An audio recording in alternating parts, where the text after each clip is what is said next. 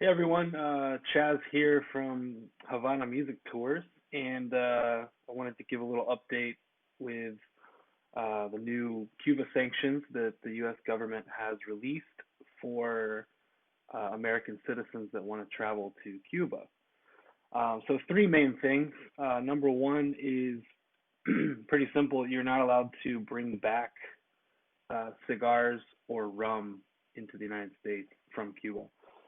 Um, we don't see any rules for, you know, consuming those things in Cuba while you're there.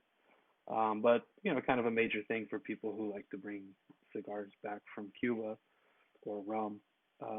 So pretty clear rule there. The next rule is that they have limited two general licenses. One is the professional meetings and conferences, which it's a little bit complicated. They kind of separated part of it, but for the most part, that license and the one that they use for sports, uh, public performances, clinics, which was pretty free, and a lot of musicians used that license a lot.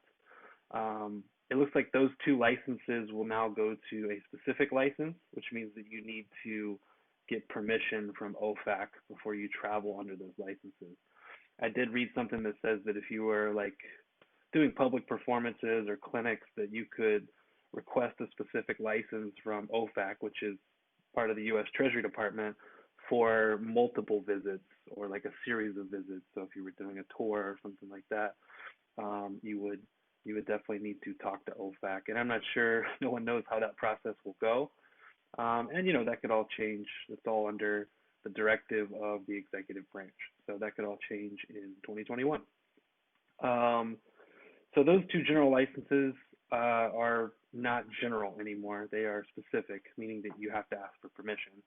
Um, a lot of all the other general licenses are completely intact, which the most popular one is support for the Cuban people, which is what Havana Music Tours does tours under.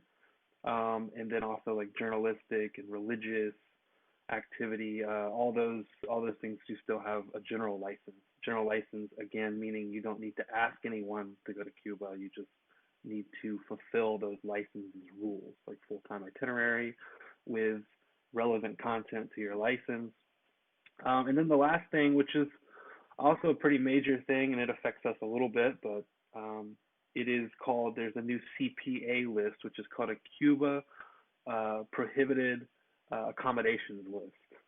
And they've added 433 different locations, hotels that maybe aren't completely owned by the Cuban government, but are controlled or operated.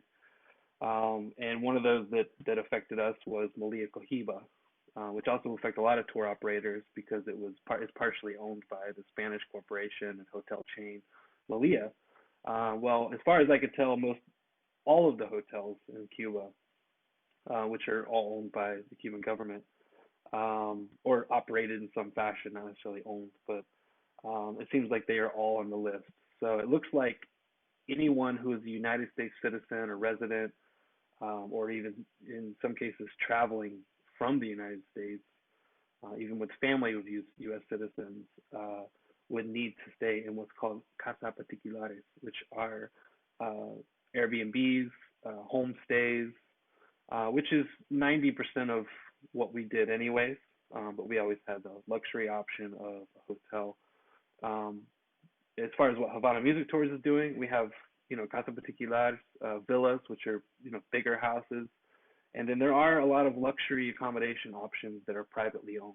So a lot of that can be found on Airbnb. The thing I would recommend is just double check the name, because there are a lot of casas that were called casas, but they are actually maybe a government hotel.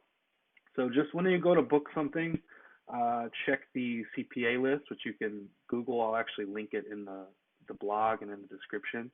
But you can double check that list when you go to make a reservation on Airbnb or on the internet to make sure that that entity is not also listed on the CPA list.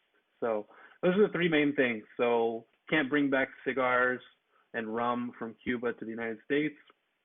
You cannot travel any longer under general license for professional meetings and conferences, and the other license would be public performances, clinics, workshops, and sports events. Those are all kind of categorized together, but those are just two licenses that are eliminated under the general category and now are a specific license. And then the last one is this new list called the CPA, the Cuba Prohibited Accommodations list. So definitely check those things out before you travel to Cuba, but don't let them deter you from going to Cuba, because Cuba is a wonderful place. And the thing that, I as a musician and us as musicians at Havana Music Tours love so much is the music culture and just the general culture. And of course, support for the Cuban people is still there. So obviously, go and support the Cuban people. Stay in the Casa Particulares. Whether you travel with us or not, go eat at the private restaurants, and just hang out with the people and get to know the culture. And check out Malicomb while you're at it. Thanks, you guys, and I hope we can all travel again soon. Thank you.